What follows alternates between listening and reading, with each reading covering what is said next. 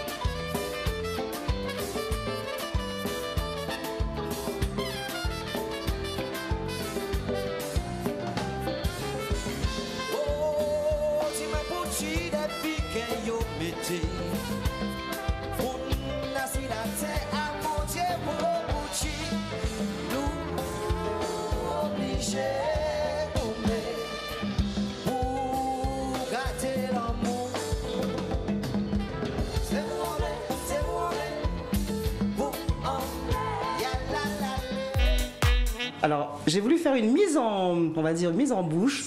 On va me dire pourquoi Dominique Coco, mais parce que c'est effectivement, on t'a beaucoup connu dans le paysage musical live en Guadeloupe avec Dominique, avec Lysia Barline, le fameux binôme. Et puis bien sûr, dans Before by Rebecca, aujourd'hui, ma nouvelle invitée, Mimi Nelzi. Bonsoir. Oui, parce que c'est un peu ça le truc. Là, on est en train de un peu discuter. Mais alors voilà, donc au début, on donne des petites pistes, on met un premier clip et puis voilà, on introduit, on installe un peu le mystère, l'atmosphère pour recevoir ces nouvelles invités. Alors c'est vrai que je disais au début qu'on ne fera pas une émission aujourd'hui spécialement tournée, destinée au zouk. Directement sur le zouk. Mais bon, je pense que le zouk n'est jamais trop loin. Hein. C'est comme le gros cas. Il est toujours là de toute façon, même si on n'entend pas vraiment les sonorités qu'on attend, mais le zouk est toujours présent, même si on s'en écarte un petit peu, mais voilà. Alors qu'est-ce qu'on dit? Alors on a mis sur le petit synthé, on a mis Mimi Nelzi artiste. Ouais. Moi j'ai commencé par dire choriste. Ouais. Aujourd'hui, avec le nouvel album qui vient de sortir, dont on parlera au cours de l'émission, on parle de chanteuse. Alors Tout. Moi, j'aime bien le mot artiste parce que du coup, ça englobe tout. Et qu'on peut être choriste et s'autoproclamer artiste en fait, hein, parce que du coup, même quand on est derrière le chanteur lead, on est quand même en train de proposer une création. Des fois, on s'écarte de ce qu'on écoute. Le morceau de la radio ne sera jamais pareil sur scène, donc du coup, il y a un petit peu de création dedans. Donc oui, artiste, ça me va. Après, choriste ou chanteuse, moi, je m'embête pas avec les termes. Chanteuse, ça me va. Choriste aussi parce que je renie pas ça du tout. Donc voilà, après ça dépend. Là aujourd'hui je suis là pour être lead, pour parler de mes projets à moi et voilà. Parlons d'abord justement de la Mimi Lelzy, choriste, parce que c'est vrai que si, peut-être que ton nom, quoique après quelques années, parce qu'on parle là maintenant de plus de 10 ans quand même, mais même si ton nom n'évoque pas grand-chose à certains, mais c'est vrai, alors on parle beaucoup de Dominique Coco parce que tu es dans le Caco Band, on peut dire que tu es membre active. Depuis plus de 10 ans déjà. Depuis plus de 10 ans. Bien sûr. On t'a vu dernièrement justement sur la scène de la part du côté de Jarry avec Jean-Michel Rotin. Oui. Je t'ai vu sur les images justement aussi sur une grande scène qui rendait hommage au grand ténor du Zouk. C'était les 40 ans du Zouk. Voilà, où tu étais aussi au cœur. Et puis je pense que tu as déjà accompagné aussi Tania. Enfin, il me semble que... Tout le monde. Tout le monde. En fait... Tout le monde, c'est-à-dire dans tous les styles différents. Quand on est artiste, on fait aussi les plateaux d'artistes, donc du coup la dancehall, les artistes trap, les chanteurs acoustiques, vraiment tout le monde aussi, la scène plus traditionnelle. Donc la biguine, je pense pas qu'il y ait un genre créole que je n'ai pas fait. Donc ouais, je pense avoir en tout cas croisé les meilleurs et puis les plus intéressants. Enfin tout le monde de toute façon. J'ai vu tout le monde et c'est toujours intéressant à faire. Finalement alors, et comment on arrive à la soul créole? Alors, comment on arrive à la soul créole? C'est vraiment un parcours personnel. Je suis née dans la musique black, en fait, la musique noire, dans sa grande partie, dans sa grande majorité. Et moi, je suis née en France et on avait beaucoup plus accès. En remettant les choses dans le contexte, on avait évidemment les albums de Kassav, on avait tous les albums de compas de l'époque. Donc, mais il manquait aussi certaines choses. C'est sûr qu'il y avait des disquaires, et donc du coup on regardait aussi ce qu'il y avait à la télé, ce qu'on entendait dans les radios, et là-bas c'était le funk, c'était la musique soul, on était encore dans la fin de la disco, donc j'ai grandi dans ça et je pense que j'ai trouvé un écho dans ça en fait, ouais. Et ça se discute pas en fait. Tu sais, il y a des gens, ils vont te dire moi j'aime les mangas et c'est comme ça, et il n'y a même pas à chercher pourquoi, et donc c'est ma sensibilité, mais c'est vraiment surtout l'identité noire que j'aime dans toute son envergure, ouais. Et puis la soul, je suis une enfant des années 90, le R&B, le hip-hop, j'ai grandi dans ça comme beaucoup de gens de ma génération, et j'ai voulu en faire un peu. Et c'est vrai qu'un peu comme le jazz, parce que ça a été aussi, on va dire, sujet à débat sur le jazz, qui est une musique mondialement connue, mais qu'on peut faire aussi à la sauce créole chez nous. Évidemment. Donc la soul, c'est pareil, c'est ce que tu en as fait. Exactement. En fait, le jazz et la biguine, pour moi, je les mets carrément à l'égal, c'est-à-dire que ce sont des musiques qui sont nées au même moment, avec peut-être les mêmes ingrédients. Il y a juste les sensibilités du lieu de création. C'est un petit peu... voilà, donc moi, je suis contente aujourd'hui qu'on puisse faire un jazz qui est créole, c'est-à-dire une musique qui est un petit peu élaborée avec plus d'improvisation, avec plus de technique, parce qu'on a des techniciens ici, et donc du coup, tous ces gens qui ont fait tant d'études dans la musique, il faut qu'ils l'explorent dans la grande partie. Donc même s'ils vont ailleurs, ils gardent toujours l'essence guadeloupéenne, et c'est ce qu'il faut retenir en réalité. Et c'est ce que j'essaie de faire aussi dans la soul. On va débattre justement sur la façon dont tu t'y es pris pour justement, on va dire, imposer quelque part ce courant. Tu n'es pas la seule. Ouais. Mais on va d'abord commencer, parce que c'est vrai que si on parle de Mimi aujourd'hui, cette émission t'est consacrée, il faut aussi qu'on parle de comment en es-tu arrivée à faire de la musique et pourquoi. Pourquoi, sortant de l'Hexagone, tu arrives en Guadeloupe et tu décides de faire de la musique, tout simplement. Alors je précise que j'ai grandi en Guadeloupe, je suis arrivée ici très petite, mais bon, les influences étaient déjà posées, mais ce que j'avais envie ce qui répondait en moi était déjà inscrit en moi. Comme je disais tout à l'heure, j'ai grandi avec le R&B, comme beaucoup de gens de notre génération, et c'est un coup de cœur. Et c'est vrai que je me suis dit, j'aime tellement la musique, si tu savais comme j'aime la musique. Et j'avais envie, moi pourtant qui ne vient pas d'un milieu musical, hein, j'ai pas de musicien dans ma famille, j'ai pas très proche. Hein, et, au moins des mélomanes. Au moins des mélomanes, et ça c'est déjà pas mal. Ouais. Après j'embrasse Sylvanise Pépin qui est ma cousine, voilà, mais j'ai pas grandi avec elle. Donc voilà. Mais ceci dit, j'ai voulu mettre ma pierre à l'édifice, tout bêtement. C'est un petit défi d'adolescente. Je me suis dit, j'ai envie de le faire. Et dès qu'on a de la détermination, de la motivation, il n'y a rien qui est censé nous arrêter. Donc je me suis lancée avec mes failles, avec mon manque de connaissances du milieu artistique. Mais j'ai appris sur le terrain, j'ai bouquiné, j'ai regardé, j'ai posé des questions. Et on y arrive, quoi qu'il arrive. Mimi Nelzi est avec nous dans Before by Rebecca. On va faire une deuxième pause. Hein. Ouais. On va continuer à papoter en antenne. On va essayer de reprendre l'antenne sans trop se faire griller. Nous sommes en direct sur la page Facebook d'Éclair FM, d'Éclair TV. En direct en radio aussi, 96 101, 103.2 FM. Première diffusion télé ce vendredi soir à 20h30 sur Canal 7 Caraïbes et puis sur SFR, à la chaîne numéro 7. Deuxième pause clip et puis on revient en plateau avec Mimi Nelzi dans Before by Rebecca.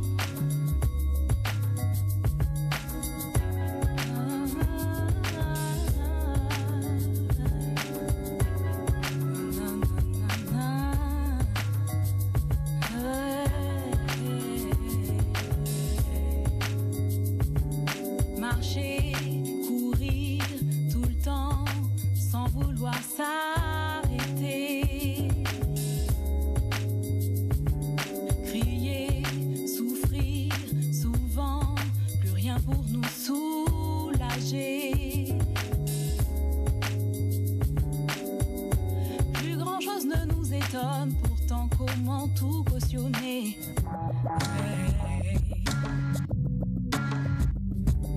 Plus rien ne nous fait peur, rien ne nous fait avancer.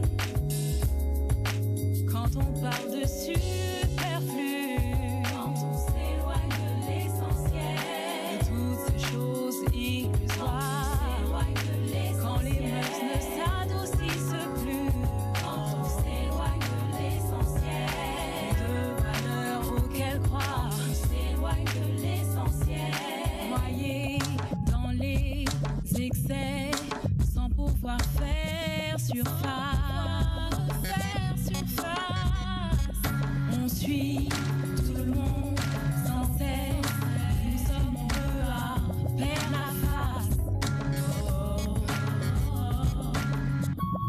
Rares sont ceux qui veulent voir, rares sont ceux qui veulent écouter.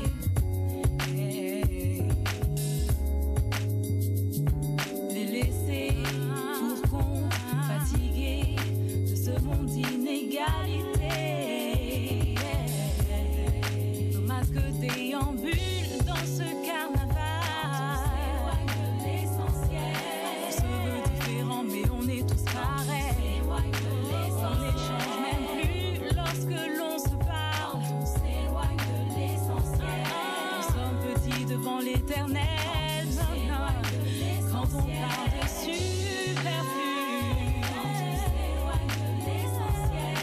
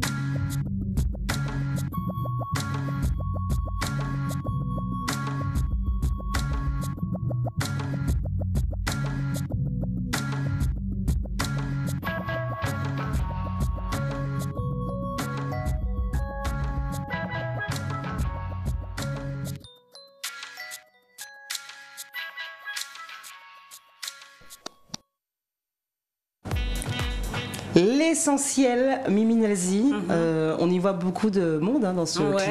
Hein, et puis ça rappelle des années après, des gens choses, qui des ont, souvenirs. Des gens qui ont fait un parcours incroyable. Des gens qu'il faut en plus saluer parce qu'on ne peut pas faire cette émission sans saluer par exemple Exos. Il y a Exos, alors dans ce clip il y a Exos, il y a Slash évidemment qui a fait la vidéo. On voit Karine Pédurand, on voit Laurence Hamlet, on voit Kimbo, le cuisinier star. People qui s'est remis en plus qui s'est remis au fourneau finalement. Non, il y a vraiment toute la famille. T'as oublié quelqu'un dans les figures que j'ai reconnu. Alors il y a mon époux. Oui, McFly qu'on salue aussi. Il y a le rappeur McFly et évidemment d'autres personnes qu'on voit pas qui sont dans l'ombre. Il y a quelqu'un, un grand jeune homme, noir de peau, très gentil, un grand ami de cette famille justement, Saul. Il me semble que c'est lui qu'on voit dans le clip. Alors il y a Kimbo. Alors là, il y a pas là au café là dans le clip. Oui, mais oui. Attends, je fais bien exprès de nommer les deux parce qu'ils ont été longtemps en binôme. Oui. Alors il y a Fola dans le clip effectivement. Fola Gadé. Steve Gadé qu'on ne présente plus et voilà. Et tous ces gens-là, c'est marrant de revoir ces clips avec tant d'années. Ils ont fait un parcours.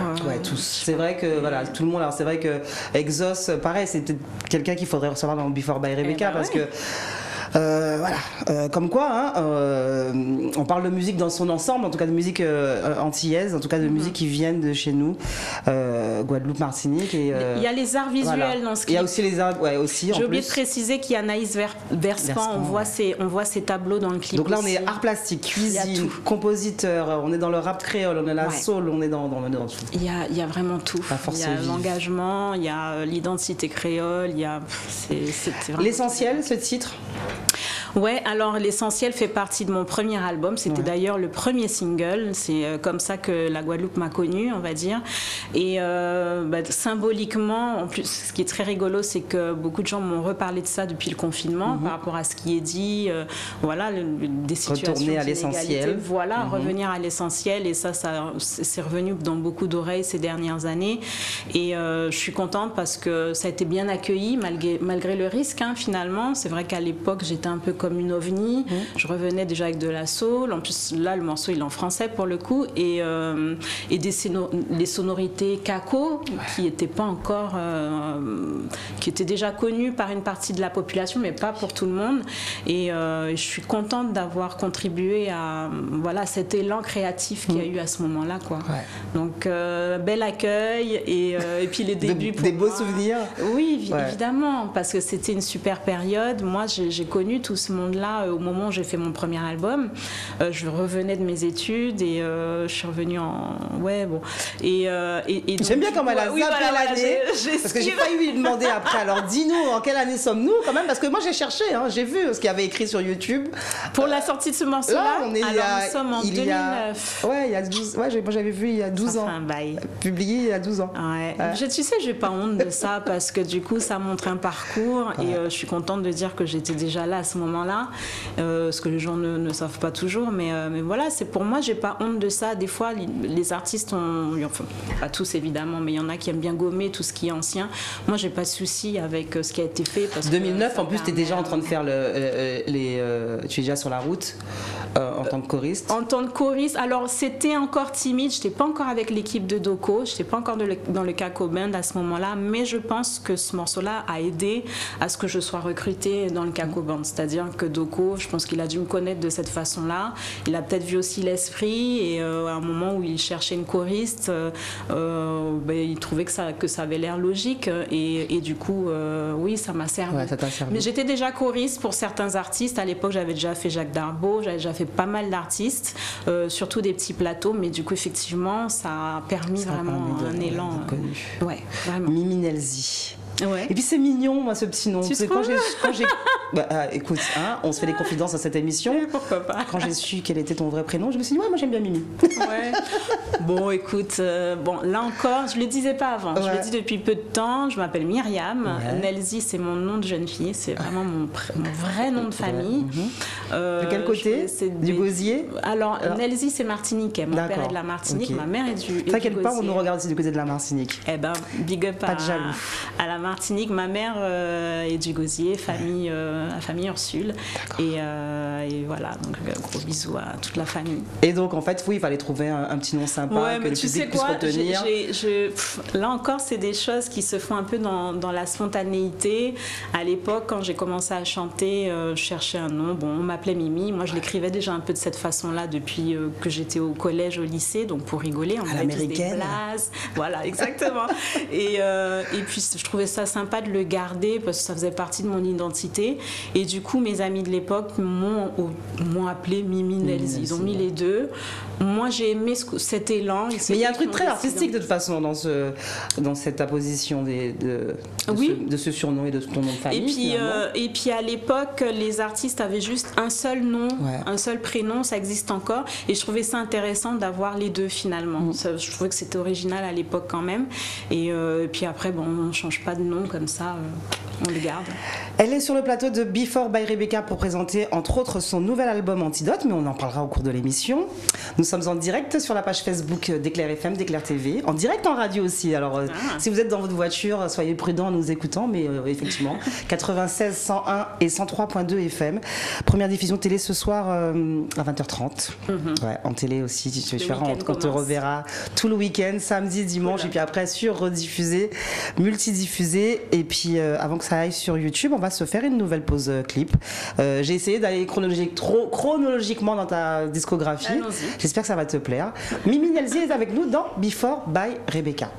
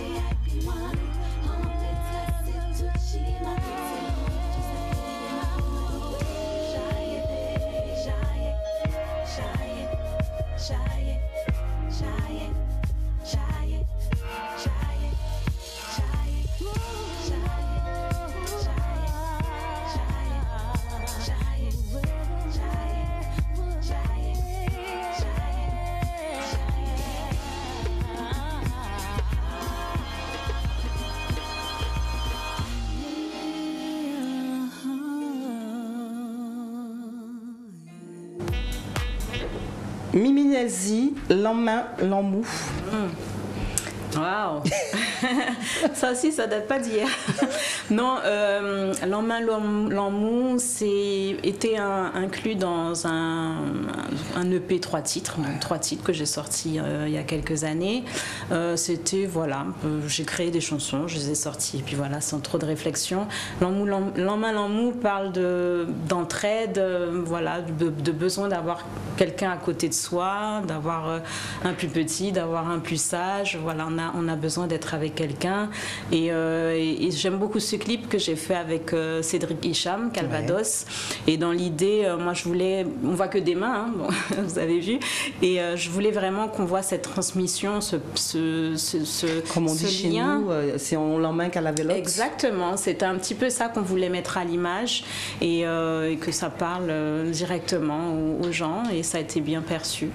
Et voilà, moi j'aime bien des trucs, j'aime bien proposer des choses, voilà, pour inciter un peu à la réflexion, que des gens essaient de faire leur propre interprétation des images, des mots, et faire vivre un petit peu ma musique de cette manière. Et justement, est-ce que tu as l'impression que ça marche? Parce que c'est vrai que là, les années passent. Aujourd'hui, en plus, bon, il y a peut-être une facilité, le fait que les médias soient un peu plus peut-être ouverts, les réseaux sociaux aident aussi beaucoup, ouais. Surtout pour une artiste comme toi, sur ce qui est tout ce qui est aspect promo. Oui. Est-ce que tu sens que ton message est écouté, entendu en tout cas? Écoute, alors moi, je suis toujours un petit peu triste. J'ai cette petite déception qu'il ne soit pas plus étendu, mais je suis par contre intimement persuadée qu'il a accompagné des gens tout au long de ces dernières années. Il faut savoir que j'ai un public qui est très fidèle, donc je vous embrasse, mais j'ai vraiment des gens qui me suivent depuis le tout début et qui étaient encore là pour les nouveautés qui sont sorties, et je reçois maintenant de nouvelles personnes qui sont touchées par ce qui est véhiculé. C'est vrai que j'aime bien aborder des thèmes qu'on n'entend pas régulièrement,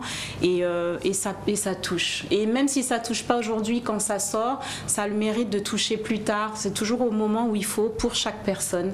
Et je trouve que c'est assez intéressant de travailler de cette façon. Mais toujours, en fait, vraiment dans la défense, j'ai envie de dire, de la soul créole, c'est vraiment une mouvance et une façon de vivre pour toi. C'est-à-dire que si demain, tout bêtement, je te dis, un compositeur t'appelle, te dit, écoute, j'ai besoin d'une voix féminine pour faire un petit zouk chiré. Alors, ou bien un truc, c'est très à la mode en ce moment, c'est les petits zouk bouillades. Les bouillons aussi. D'ailleurs, je peux capter. Avant de commencer l'émission, j'étais assez étonnée de t'entendre chanter une chanson qui a un rapport avec le vendredi. Non, mais c'est sérieux. Bon, après, il faut qu'on se tienne au courant quand même de ce qui se fait, parce que c'est ça aussi l'âme du pays, c'est de sentir toutes les sensibilités. Et moi, j'aime ça. Je te jure, aujourd'hui, j'ai entendu une petite fille qui chantait un morceau de bouillon. Je me suis dit, oh, mais qu'est-ce qui se passe? Et oui, et ça, il faut le voir, que les gens, ils aiment aussi toutes les sensibilités. Ça, c'est super sympa. Après, pour venir à ta question, que j'ai oublié d'ailleurs, mais tu me demandais... En gros, non, est-ce que aujourd'hui, est-ce que effectivement, là on peut parler quand même d'une quinzaine d'années, est-ce que tu t'imposes comme une défendresse, j'ai envie de dire, de la soul créole, ou tu serais amenée à chanter autre chose ou... Alors, on m'a déjà fait pas mal de propositions. Bon, il faut savoir quand même que j'ai posé quand ils demandent, ils ont besoin des fois de moi pour faire... voilà, dernièrement, je me suis souvenu qu'on avait bossé avec Timalo pour son projet Demoun, où là, carrément, je fais un genre de slam en créole, c'est mi-chanté, mi-slam avec Maxence Dehay. C'était sorti après les événements du LKP d'ailleurs, parce que c'était un peu le thème du LKP. Et ça, c'était quelque chose qui était carrément en dehors de ce que je fais moi. Donc, ça reste des expériences qui sont intéressantes à vivre. Donc, par principe, je reste dans une discussion. J'aime quand c'est motivé par quelque chose, voilà, qui me concerne réellement. J'aime quand la personne me dit c'est toi que je veux. À partir de là, je suis obligée quand même de tendre l'oreille.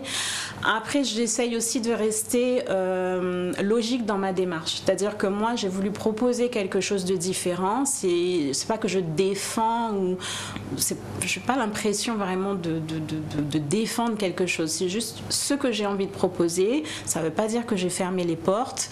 J'étais extrêmement contente d'accompagner par exemple Dominique Coco dans la Caco Musique. Et ça, franchement, pleinement, je suis hyper contente.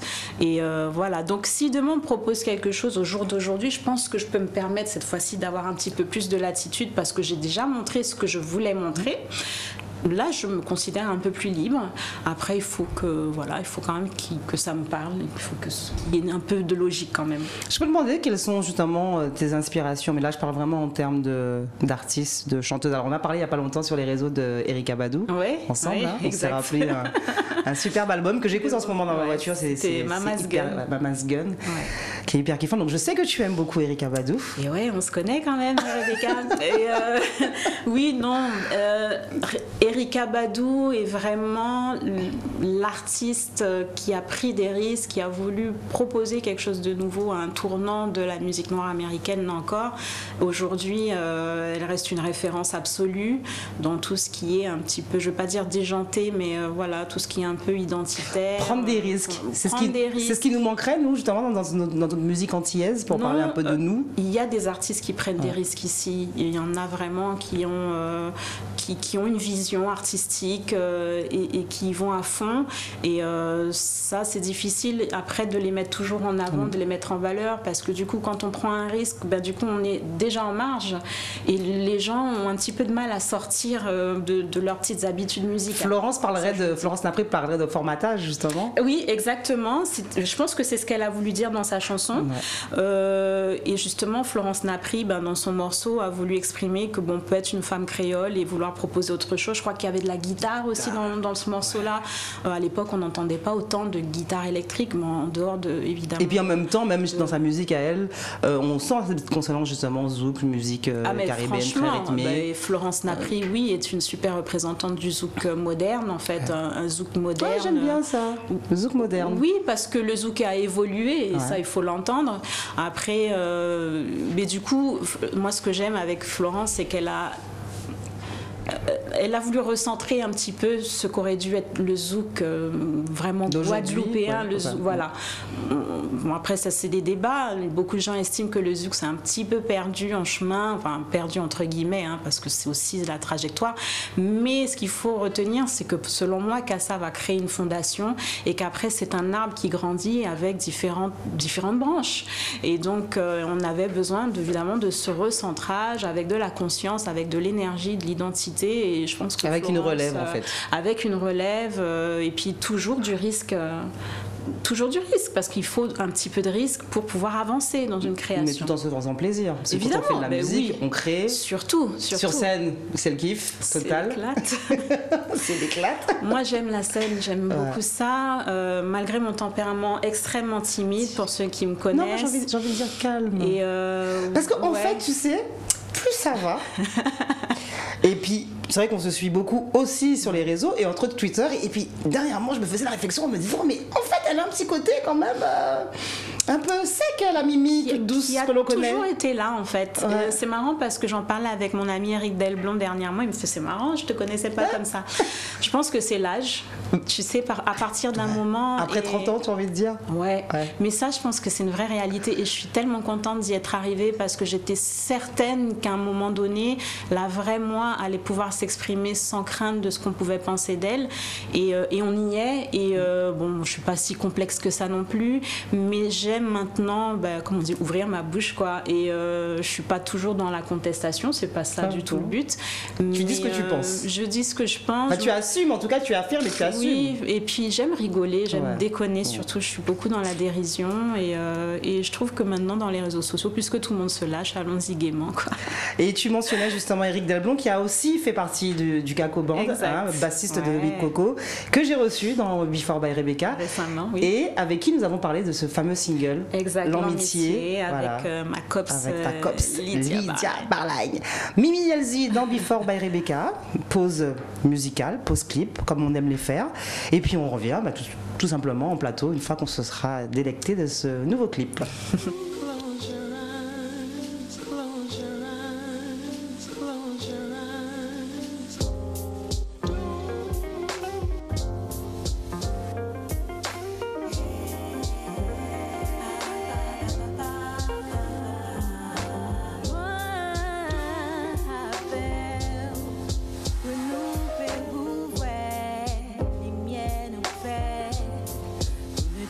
La peine, mon côté pour découvert, ça qui manque et nous on l'est. Parfumé,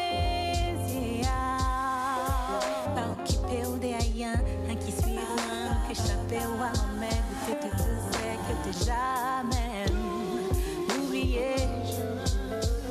Close your eyes, regarde qui gentil pays en nous, belle. Ferme les yeux, faut être conscient devant ça qui plie grand. Elle est là.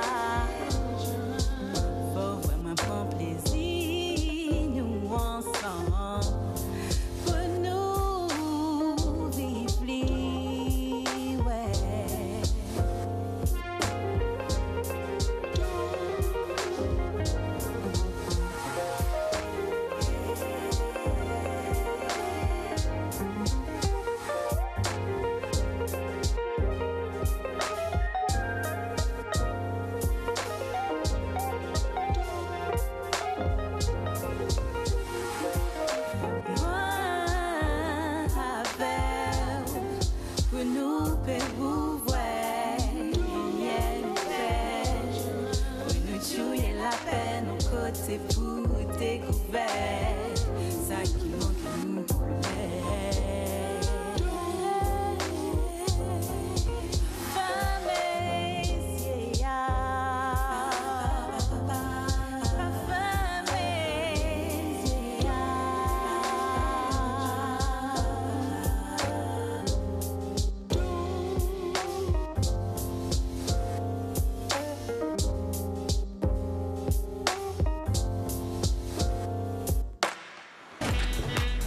Famézial. Alors là, on est plus dans l'actualité. Ouais. Ouais. On en arrive. Je sais pas, j'ai fait un bond. Je sais pas pourquoi, mais je crois que c'est parce qu'en fait, j'ai vraiment kiffé ce clip. Cool. Il y a un truc en fait. C'est vrai que des fois, je me dis, je sais pas. Alors, c'est vrai que vu mon métier, moi je fouine facilement sur ce qui passe. Dès que ça sort, je m'informe, je suis au courant. Mais ouais, il y a eu un truc. Quand j'ai découvert ce clip, il y a un truc apaisant. Il y a un truc. Bah, c'était l'idée, hein. C'était vraiment l'idée. Déjà, j'ai appelé des gens encore extrêmement talentueux. La jeune Romana Black Shots, photographe de talent, guadeloupéenne. Il y a dans le clip Mathieu Balagne qui est un... Alors je ne sais plus ce qu'il représente, mais en tout cas il est dans le milieu sportif très très actif et sur les réseaux sociaux on le connaît comme étant Guada Yogi. Voilà, c'est un homme guadeloupéen qui propose une alternative de recentrage, le sport, voilà, je crois qu'il fait le jiu-jitsu, enfin je ne sais plus ce qu'il fait, et le yoga. Et du coup, c'est quelqu'un que quand on le connaît, quand on le croise, c'est vraiment quelqu'un de très centré, de très calme. Bah écoute, et on a besoin de ce genre d'individu. Moi, je le connaissais pas, je t'avouerai. Moi, je le connais depuis quelques années. Je l'ai découvert vraiment par hasard quand je cherchais un vidéo boy. On m'a parlé de lui tout de suite. C'est d'ailleurs la première personne qui m'a été proposée. Et quand j'ai découvert, donc par le biais des réseaux sociaux, je me suis dit, mais ouais, c'est ça qui m'intéresse. Et du coup, on a voulu montrer quelque chose d'apaisant. Ben, évidemment, c'était avant les événements qu'on connaît aujourd'hui, mais du coup, qui a des possibilités aux Antilles de ne pas toujours être dans le 100% ouélélé. On a besoin de ça. On est un peuple, on a besoin de se défouler, mais il faut aussi qu'on apprenne à se recentrer de temps en temps. Et voilà. Et puis tu as choisi en plus alors un titre en créole, pas Famézial. Exact. Je crois que c'est assez fort, je pense, quand tu t'es dit je vais faire cette chanson. Alors je me suis déjà on entend la voix de Nina qui dit Don't close your eyes, don't close your eyes, et c'était un petit peu le point de départ de la production de Paco Frontac, celui qui a fait la musique. Donc j'ai construit autour de ça et je me suis dit voilà, d'habitude on dit aux gens ferme les yeux, voilà, pour profiter, tout ça. Moi je me suis dit non, il faut qu'on soit conscient de ce qui se passe, donc il faut garder les yeux ouverts dans le sens éveil, on parle de woke en ce moment, mais c'est un peu ça l'idée, et d'apprécier, voilà, d'apprécier la beauté du pays, Et puis aussi de savoir quand ça va pas bien, il faut garder les yeux ouverts. Et de toute façon, et puis chez nous, on dit pas fémisière. Voilà, tout simplement. Il y a une revendication justement de cette langue créole ou pas? Parce qu'on parle le soul créole de chez nous.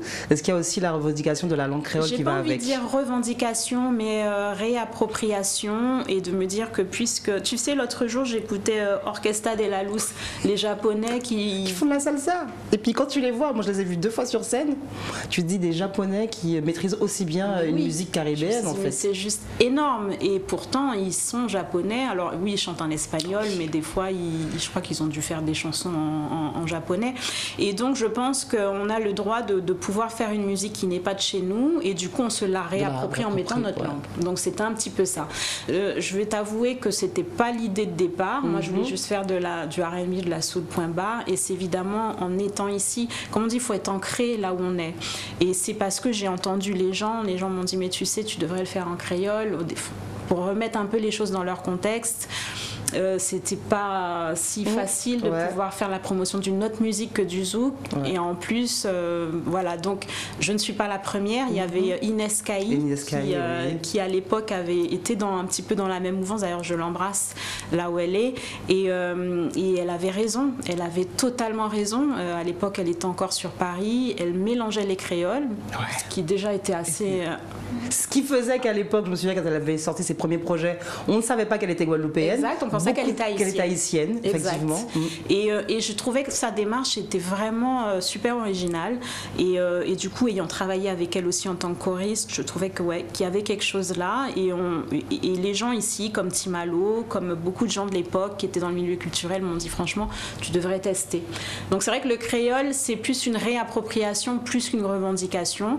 Après, maintenant, mon dernier album est 100% créole. C'est devenu facile. Ouais, parce que j'allais te demander justement, j'allais te poser la question. En quelle langue écris-tu plus facilement finalement? Quand tu as une inspiration, quand tu es là, alors souvent les artistes nous disent je dormais, j'ai fait un rêve, j'ai eu une mélodie qui est apparue. Toi, elle t'arrive comment? Elle t'arrive en français, elle t'arrive en anglais, elle t'arrive en créole, maintenant elle m'arrive en créole, et ça c'est génial. Parce que je veux dire un truc, c'est que moi je suis de culture... créole mais occidentalisé, c'est comme ça. Mais comme beaucoup de gens finalement, et comme beaucoup de gens qui sont pas nés ici, le français était la langue qu'on utilise, et puis quand moi je commençais à apprendre le créole ici et que je revenais avec mon accent créole, on essayait de me recadrer, mais ça on peut en vouloir à personne, et je sais que je suis pas la seule dans ce cas-là. Et donc ce créole, il a fallu du temps pour moi, parce que j'ai souffert. Et puis il y a une envie, parce que moi je pense avoir vécu le même souci, c'est qu'on est attaché à nos racines. On se sent de Guadeloupe. Bien sûr. On revendique, mais c'est vrai que quand on a grandi en banlieue ou bien à Paris, il nous reste cette culture effectivement urbaine. Et puis quand on parle créole, on se moque de nous parce qu'on a cet accent français. Accent, ou parce qu'on connaît pas toutes les expressions. Moi j'ai pas eu la chance d'avoir des grands-mères, j'ai pas eu le temps d'être dans les jupons des grands-mères, donc ça, il y a des choses qui m'ont manqué à un moment donné. Par contre, en dehors de ça, ça a pris le temps qu'il fallait pour moi. Heureusement, c'est pas toujours le cas. Je suis un cas à part. Mais quand je suis revenue au pays, par contre, puis c'est aussi les gens que je rencontrais, comprendre un peu, Et puis on se sent chez soi de toute façon, naturellement en fait. On reprend racine dans son pays, et le créole m'a aidé à ça. Ça m'a aidé à ça. Au jour d'aujourd'hui, maintenant, quand j'ai une idée de texte, ça me vient en créole et je l'écris, et j'essaie de le faire en m'appliquant, en regardant dans le dictionnaire, en regardant est-ce que c'est comme ça qu'on dit, regarder si c'est la bonne orthographe. Et ça, c'est un travail qui est essentiel pour moi, et c'est l'une de mes plus grandes fiertés. Voilà. Mimi Nelzi dans Before by Rebecca, première diffusion télé ce vendredi soir 20h30 sur Canal 7 Caraïbes et sur SFR.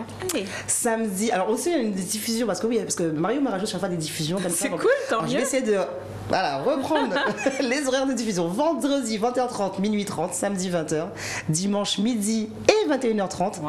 Et puis à partir de lundi, pour tous ceux qui ne sont pas du côté de la Caraïbe, sur YouTube, c'est génial, on pourra te voir en France. Je fais un gros bisou à tout le monde, j'en profite. Mimi Nelzi est avec nous dans Before by Rebecca. Et bien sûr, nouvelle pause clip. Merci.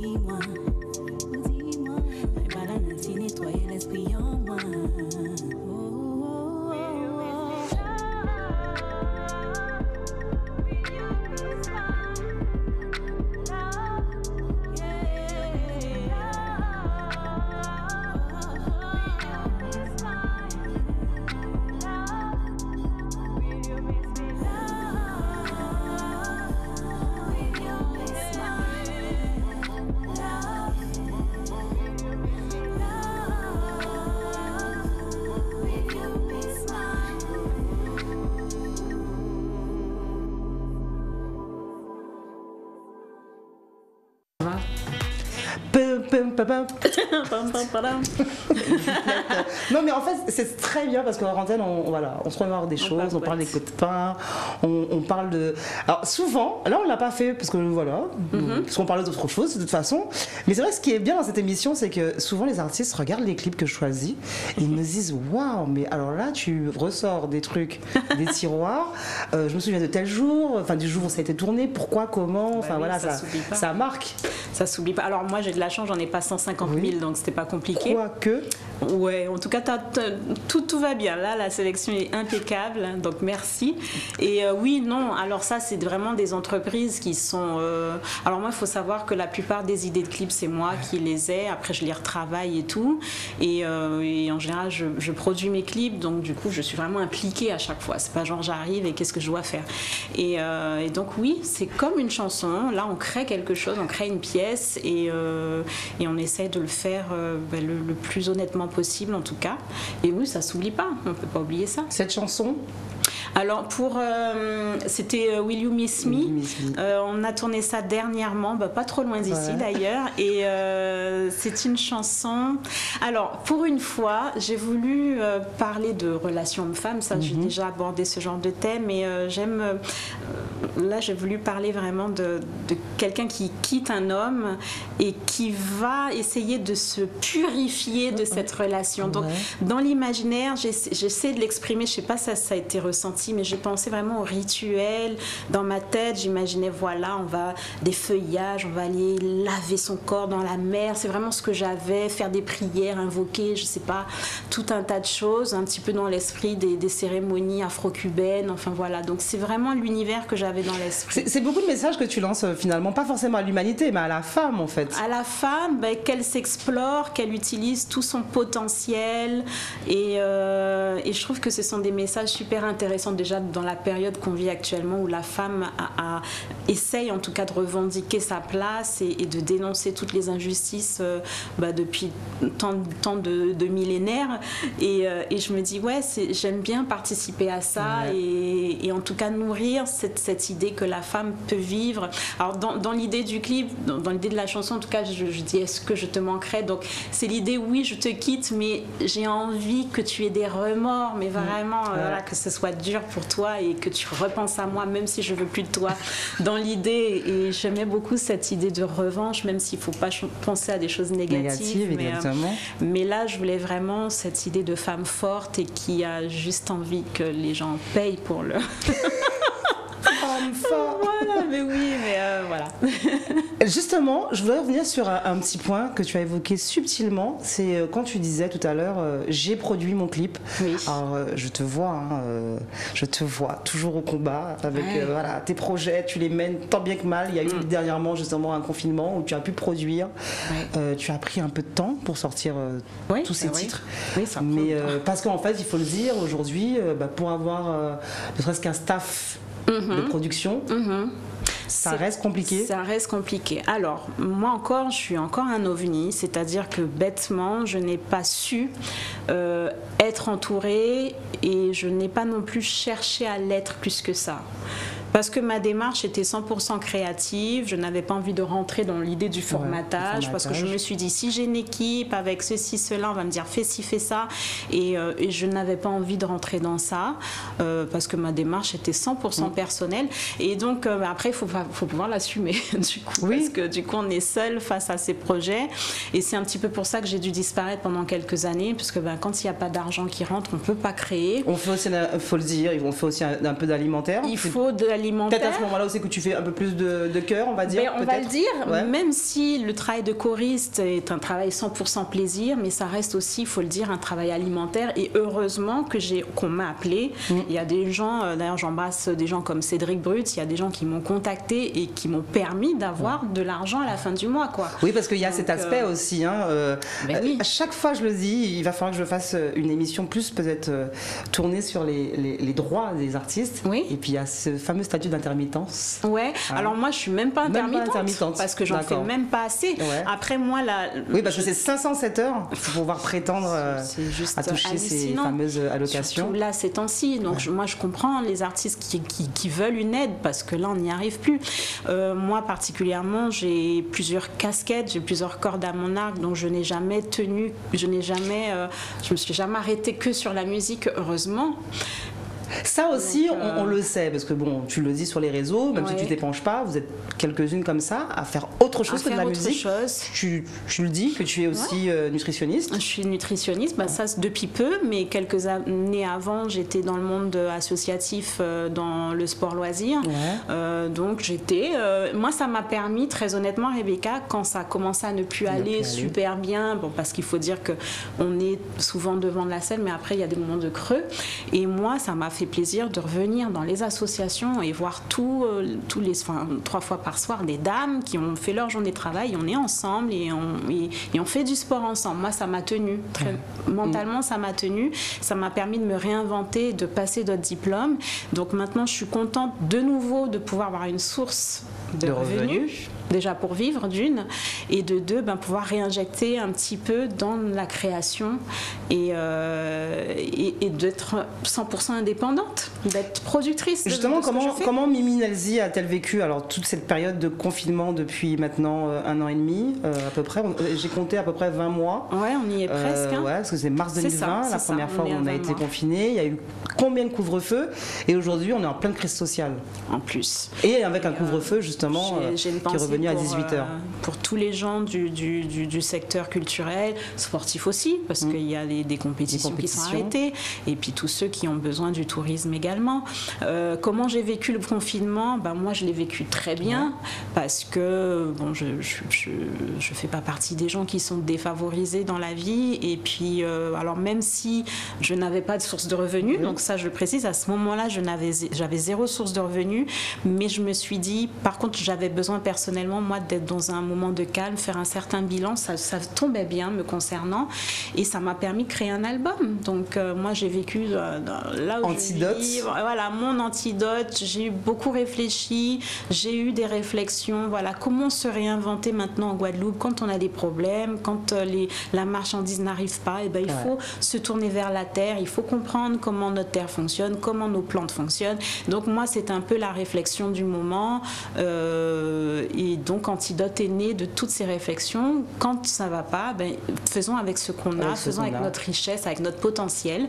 Et donc dans Antidote, le potentiel c'est l'amour, la famille, le recentrage, voilà. Alors on va finir l'émission bien sûr sur cette actualité Antidote, un album. Combien de titres déjà? Il y a 10 titres. 10 titres. Ouais. Autoproduit. Autoproduit. Tu avais commencé en plus là ces jours-ci justement à faire de petites dates. Il y a eu 2 belles dates à Ewa et du côté du Newty Paris au Gosier. Et justement. Allons se faire plaisir parce qu'on va finir cette émission en parlant de cet album et de ton actualité. Super. Alors là, je me suis improvisée vidéaste. Je suis venue te voir justement au Newty Paris, je crois il y a 2 semaines à peu près. Ouais, il y a à peu près 2 semaines déjà. Et puis j'ai filmé, j'ai un petit bout, puis je me suis dit pourquoi pas donner les images à mon réalisateur du jour, Hervé. Super, merci. On regarde ça et puis on revient en plateau avec Mimi Nelzi dans Before by Rebecca.